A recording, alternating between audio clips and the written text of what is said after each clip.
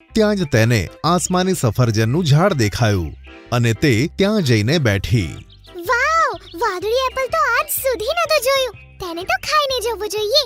આમ કહીને તેણે આસમાની સફરજન પર ચાંચ મારી. વાહ, તે એટલું ટેસ્ટી હતું કે તેણે બધું ખાઈ લીધું. તેને ખબર ન હતી કે તેને ખાવાથી તેની ચાંચ અને જીભ આસમાની થઈ ગયા. મજા આવી ગઈ. હવે જો બીજું આ જંગલમાં શું શું જોવા જેવું છે. આમ કહીને તે આગળ વધી. ત્યાં જ તેને એક બાજ જોઈને કહે છે કે, અરે વાહ, આસમાની ચાંચવાળી ચકલી, આનું માંસ તો ખૂબ જ ટેસ્ટી હોય છે. આ બાજુ મોન્ટુ વાંદરો રિંકી ચકલીની પાસે પહોંચ્યો કે જે ઘણા સમયથી ઉદાસ હતી. આ મીનુની કહ્યા વગર ક્યાંય પણ નીકળી જવાની આદતથી હું ખૂબ હેરાન છું.